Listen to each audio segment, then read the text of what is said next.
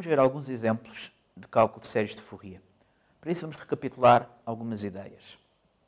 Vamos trabalhar com funções seccionalmente sem infinito com período L. O que é que queremos dizer com este L? Queremos dizer que há um módulo de comprimento L que se repete. Vamos escrever a função como se fosse uma combinação linear, sem tentarmos ser demasiado rigorosos. Uma combinação linear a partir da seguinte base. É uma base com cossenos e com senos. Dentro dos cossenos e dos senos, o que vai aparecer é o seguinte. 2πn vezes x sobre L. Qual é o efeito disto? O efeito disto é que se percorrermos o intervalo de comprimento L entre o fim e o princípio, a diferença destes dois valores vai ser 2πnL sobre L, corta, e fica 2πn. Ou seja, o argumento do cosseno e do seno dá n voltas ao círculo trigonométrico. Essa é a forma como verificamos que temos as constantes corretas. No caso do cosseno, quando n é igual a 0, isto fica cosseno de 0, que é 1. Temos aqui à parte e vamos usar n positivo. Se o n fosse negativo, íamos obter a mesma função, porque o cosseno é uma função par, portanto não acrescenta nada. No caso do seno, quando n é 0, isto desaparece, portanto não contribui para a base.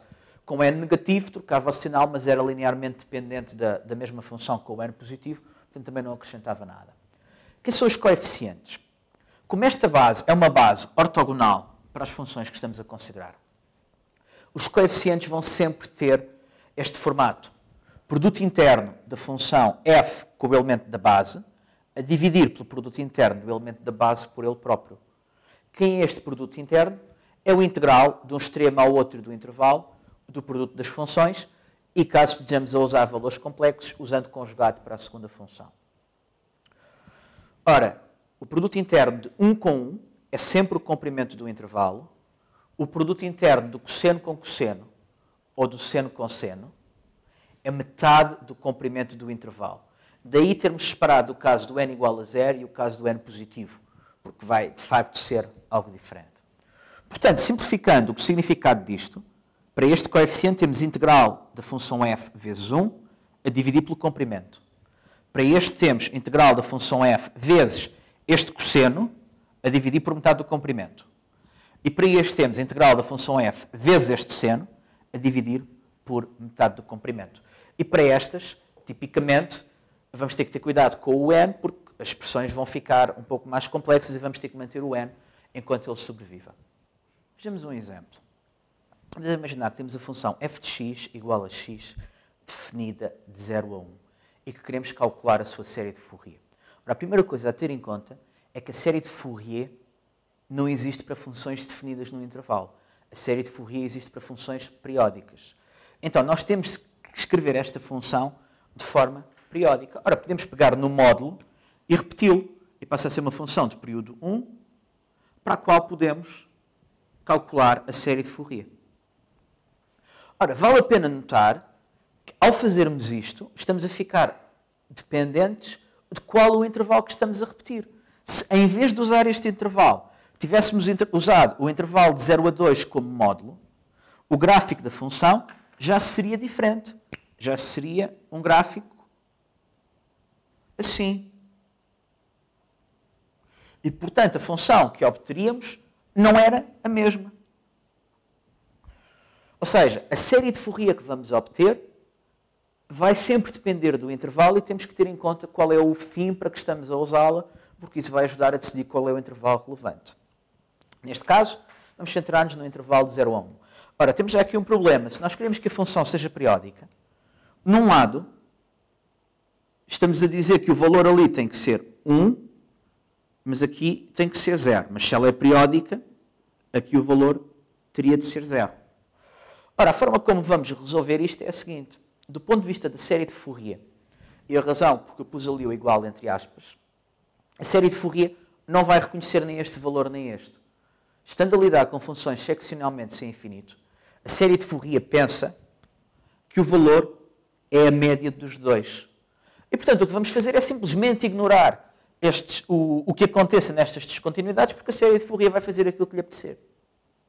Vamos então calcular o A0, o AN e o BN. Para o A0, dissemos que é isto. O padrão é sempre este. F interno com vetor a dividir por vetor interno com ele próprio. Ora, no lado de cima, isto é o integral de 0 a 1 de x vezes 1 dx. No lado de baixo, isto é o comprimento do intervalo. O comprimento do intervalo é 1. Portanto, isto é x ao quadrado sobre 2 avaliado entre 0 e 1. O resultado é 1 meio. Bom, e para o AN? Para o AN, vamos fazer f interno com o cosseno. Ora, o comprimento é 1, portanto vamos ter 2πnx, cosseno de 2πnx, a dividir pelo cosseno interno com ele próprio, que é metade do comprimento, 1 meio. Portanto, isto é 2 vezes o integral de 0 a 1 de x cosseno de 2πnx. Ora, vamos precisar de calcular vários integrais deste tipo. Vamos fazer a integração por partes, como habitualmente. Aqui na parte das funções trigonométricas não fica especialmente melhor nem pior, mas a parte dos polinómios fica melhor se for quem é derivado. E, portanto, se vamos querer fazer a derivada deste, queremos fazer a primitiva deste. A primitiva é seno de πkx sobre πk. Vale a pena assinalar que isto só faz sentido com k diferente de 0. Ao fazermos a integração por partes, vamos ter o v avaliado de 0 a 1 e u', que é 1, vezes v integrado de 0 a 1. Ora, em x igual a 0, isto dá 0. Em x igual a 1, isto fica seno de πk, que fica nos extremos do círculo trigonométrico, portanto também é 0. Portanto, esta parte não dá nada. Quem é a primitiva dali? A primitiva de seno é menos cosseno, com outro menos cá fora, fica cosseno de πkx. Fica o outro πk em evidência, portanto fica π quadrado, k quadrado. E pode ser útil simplificarmos um pouco mais. Bom, cosseno de πkx, isto avaliado entre 0 e 1, vamos ter cosseno de πk menos 1 sobre π quadrado, k quadrado. Isto vai alternar entre um lado e o outro do círculo trigonométrico. Portanto, isto é menos 1 elevado a k menos 1. Fazemos a conta e isto dá 0. Falta-nos ainda o BN. O BN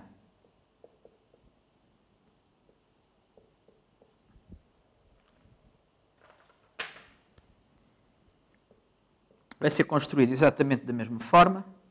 Portanto, vai ser o dobro do integral de x vezes o seno. E o resultado vai ser,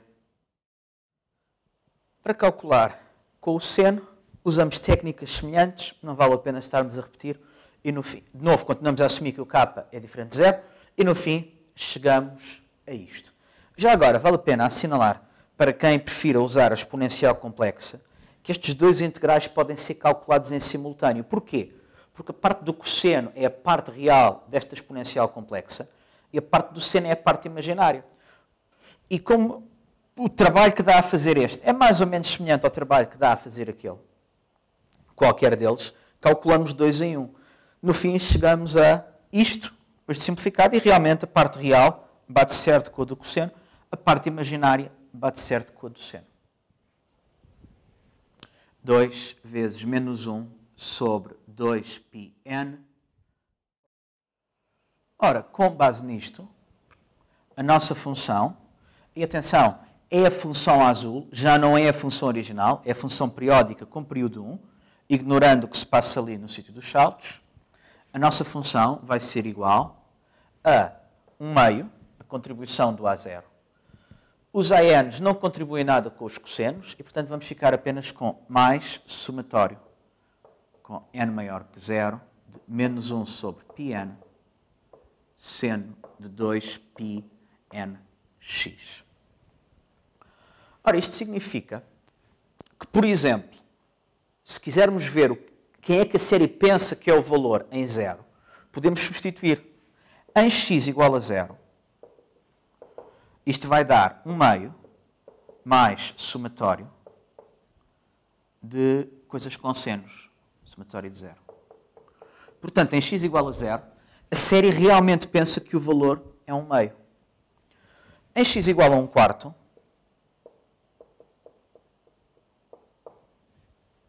a série pensa que o valor é 1 meio mais somatório, com n maior que 0, de seno de 2πn vezes 1 quarto é πn sobre 2.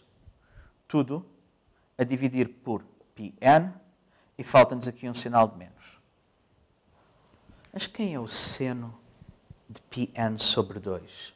Bom, πn sobre 2 é um múltiplo de π sobre 2. Portanto, se o n for ímpar, vamos estar ou cá em cima ou cá em baixo. Se o n for par, vamos estar aqui, onde o seno é 0. Portanto, na verdade, este somatório contempla apenas n ímpar, ou seja, n da forma 2k mais 1. Bom, se tivermos k ímpar, por exemplo, se tivermos k par, k igual a 0, vamos estar em 1 e depois a seguir 5, 9. Portanto, com k par, estamos cá em cima e o seno é 1. Com k ímpar, vamos ter 3, 7, e depois por aí adiante vamos estar cá em baixo, o seno é menos 1. Portanto, este somatório é, na verdade, 1 meio mais somatório com n menor com k maior ou igual a 0. Os ímpares, os ímpares positivos são contados a partir do k igual a 0, de menos 1 elevado a k sobre π 2k mais 1. Ora, isto é certamente uma soma estranha, mas nós sabemos que a série pensa que o valor da função neste ponto a função é contínua. Portanto, a série pensa que o valor é 1 quarto. E, portanto, o que nós estamos a encontrar é algo um pouco diferente do que estávamos à espera. O que vamos conseguir é, com a série de Fourier, calcular o valor de uma série mais estranha.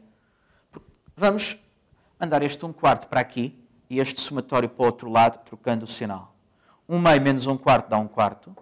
Mandando o somatório para o outro lado, fica somatório, com k maior ou igual a 0, de menos 1 elevado a k, sobre π, 2k mais 1. Até podemos mandar o π para aqui. Concluímos. Algo que certamente não estaríamos à espera é que a soma desta série é π sobre 4.